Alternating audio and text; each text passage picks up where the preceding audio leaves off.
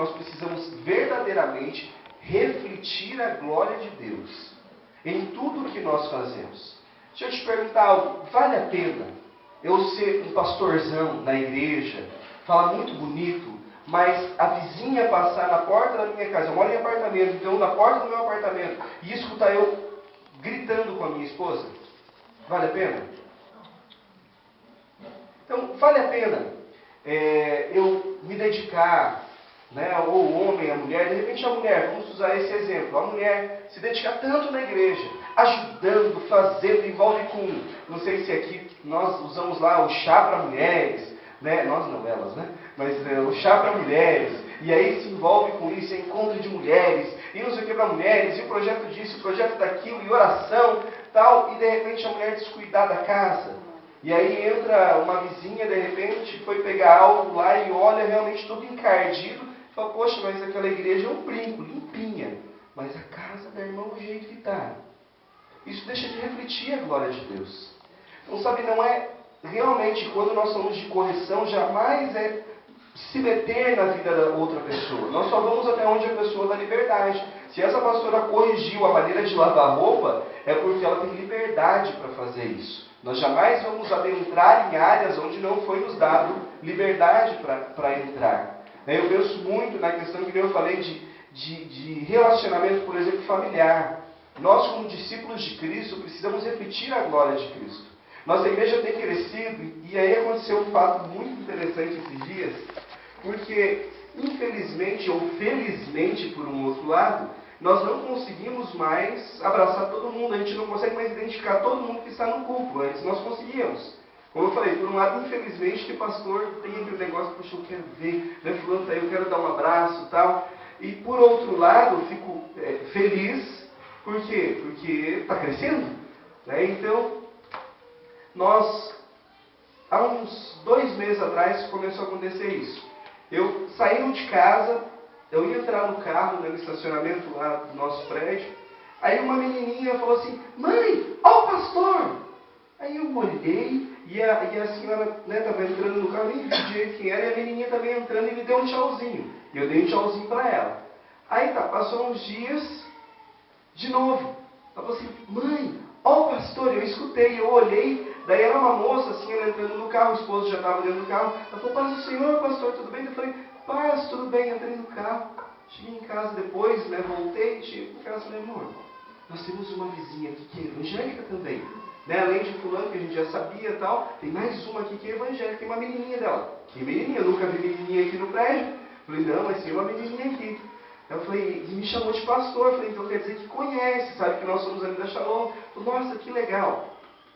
E aí, dias depois, nós, na igreja, de repente, minha esposa está lá, ela, né, pastoreia o ministério infantil para nós, direcionando o pessoal e tal, e nossa igreja 2 pisos. Então na parte de baixo lá, chegou a menininha, ela olhou, ela falou assim, eu conheço a menininha, que ela tinha visto, né? Na verdade, nós fomos sair aquele dia, ela viu ela saindo para um outro lado. Ela falou assim, menininha, daí... Depois, a mãe da menininha que tinha ido deixar ela, era essa mulher que eu estou falando.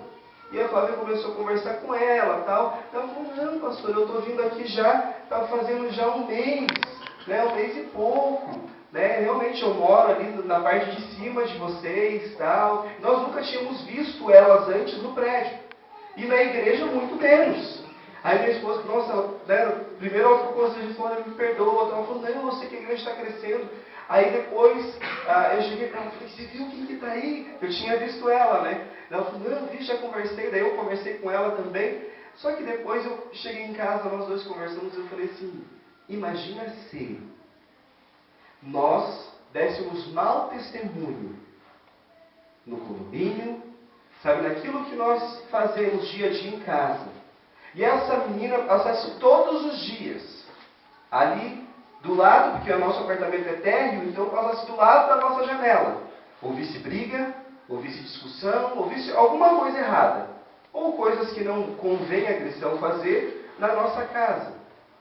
Quando ela chegasse na igreja, ela foi convidada por uma outra família, ela chegasse lá e olhasse aquele pastor pregando, e ela olhando e falou assim, é meu vizinho. sei como ele é. Eu não volto aqui não. Sabe, por isso, nós precisamos tanto cuidar muito bem dos nossos discípulos, não dominando, mas corrigindo e dando propósito para eles a cada instante.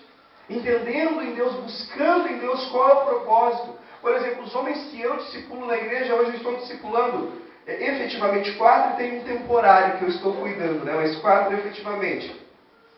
Esses 4 eles sabem. Eu quero fazer deles pastores. Eu discipulava mais, eu estava discipulando 8, 9. E aí, como nós fomos crescendo, né, eu pude ir direcionando para que outros pudessem discipular então esses irmãos, para nós priorizarmos o foco de crescimento da igreja cada dia mais. E aí, esses 4, então, eles sabem que o meu propósito com eles é fazer deles pastores. Tem um alvo para a vida deles, muito claro. Então, no discipulado, nós precisamos, é claro, cuidar para jamais falhar em áreas que foram faladas aqui, mas, assim, dá muito propósito para o discipulado. Ajuda muito o discípulo a crescer a cada dia. Por exemplo, no discipulado, eu falo de uma pergunta que a pastora Sinora faça para você no discipulado. Como é que está a minha vida com Deus? Se eu estou tirando tempo sozinho com Deus, diariamente. Nós chamamos isso, talvez você já ouviu, TSD, tempo sozinho com Deus. Muito importante, uma das primeiras coisas que nós precisamos perguntar no discipulado. Eu vou discipular alguém, então, primeira coisa, eu preciso ensinar essa pessoa a ser alguém espiritual. Para ser espiritual não existe uma cartilha. Não é para a escola que você vai para aprender a ser espiritual. Para você ser espiritual, você precisa conhecer a Deus.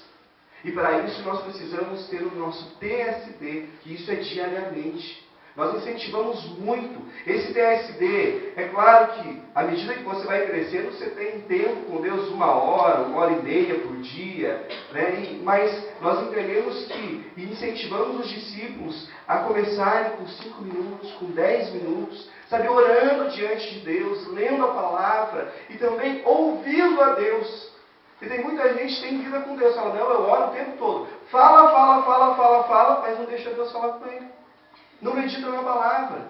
Sabe, não muda as suas atitudes.